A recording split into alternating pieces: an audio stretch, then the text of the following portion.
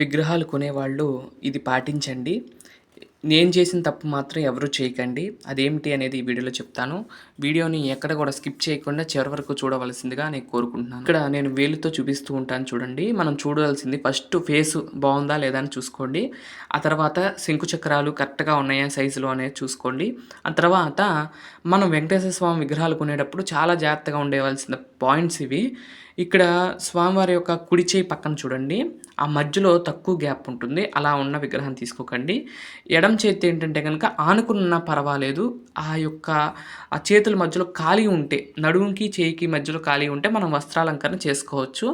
మీరు ఇత్తడి విగ్రహాలు కొనేటప్పుడు మాత్రం ఇవన్నీ కూడా పాటించాల్సిందే. ఇవి లేకపోతే మీరు అలంకారం చేసుకోవడానికి కొనుక్కుంటే చాలా ఇబ్బంది పడతారు. నేను కూడా అలంకారం చేస్తున్నాను. బానే చేస్తున్నానులెండి ఇప్పుడు. అంటే కొన్ని మార్పులు మనం చేసుకున్నాం. కవచాలు అవన్నీ పెట్టుకొని నేను మార్పు చేసుకొని వస్త్రాలంకరణ అయితే ఈజీగా చేసుకునేలాగా చేసుకున్నాను. వెనక వైపు కూడా చూడండి ఈ విధంగా ఉంటుంది. వెనక వైపు ఇంకోటేంటంటే గనక వెనక వైపు చక్రం వచ్చేది మాత్రం తీసుకోకండి. చక్రం ఉండటం వల్ల ఏంటంటే గనక కిరీటం పెట్టేటప్పుడు ఇదవుతుంది. అండ్ ఏంటంటే ఆ కిరీటం పట్టట్లేదు.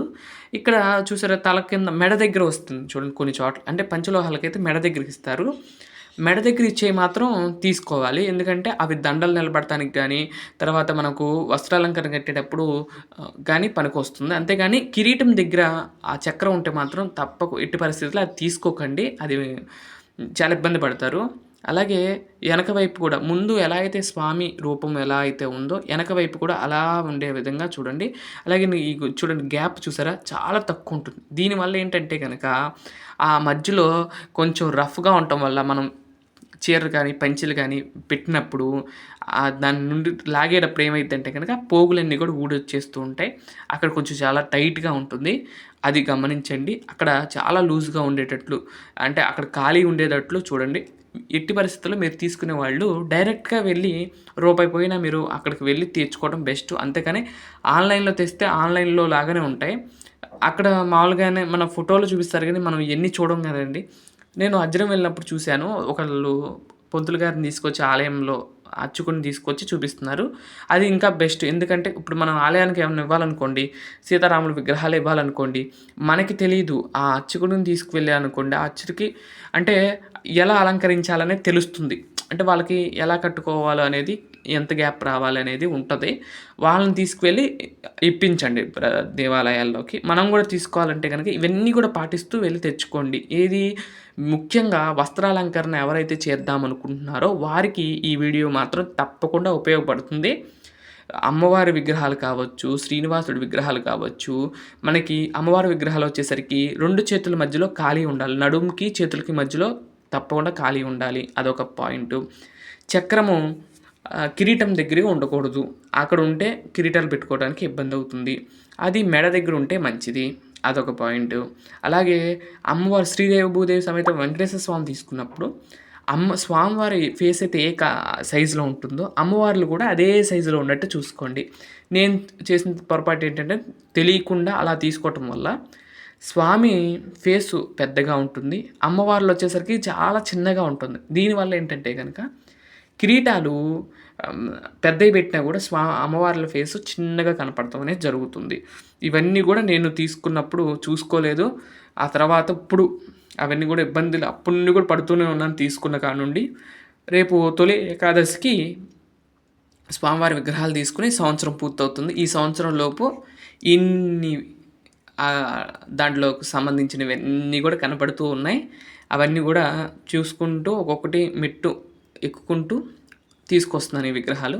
అలాగే మనం తీసుకునేటప్పుడు 5 వేళ్ళు లేదంటే స్వామివారికి సంబంధించిన కాళ్ళ వేళ్ళు గానీ అన్నీ కూడా స్పష్టంగా ఉండేటట్లు తీసుకోండి. కొన్ని చోట్ల ఏంటంటే ఇత్తడి విగ్రహాలు వచ్చేసరికి 4 గీతలు, 5 గీతలు ఇచ్చేసి అవే వేళ్ళు అంటున్నారు. అలాంటివి కాదు. వెళ్ళి కొంచెం మనం పెడుతున్నాం. పెట్టేదేదో అంత పెడుతున్నాం. 10,000 పెట్టండి, 5,000 పెట్టండి. ఇంకొక రూ. 1,000 వేసుకుంటే ఇంకా మంచిగా వచ్చేలాగా చూడండి. లేదంటే చేయించుకోండి. నేనైతే సజెషన్ ఏంటంటే కనుక వెంకటేశ్వర స్వామి వారి విగ్రహాలు మాత్రం పంచలోహాల్లోనే తీసుకోండి. ఇత్తడి విగ్రహాలు మాత్రం వెంకటేశ్వర స్వామి విగ్రహాలు అసలు తీయకండి. అవి ఏంటంటే గనక అవి తీసుకున్న కాడ నుండి అవి చేతుల మధ్యలో ఖాళీ ఉండదు. తర్వాత అలంకారం చేసుకోవడానికి ఉండదు. చాలా ఇబ్బంది పడుతూ ఉంటాము.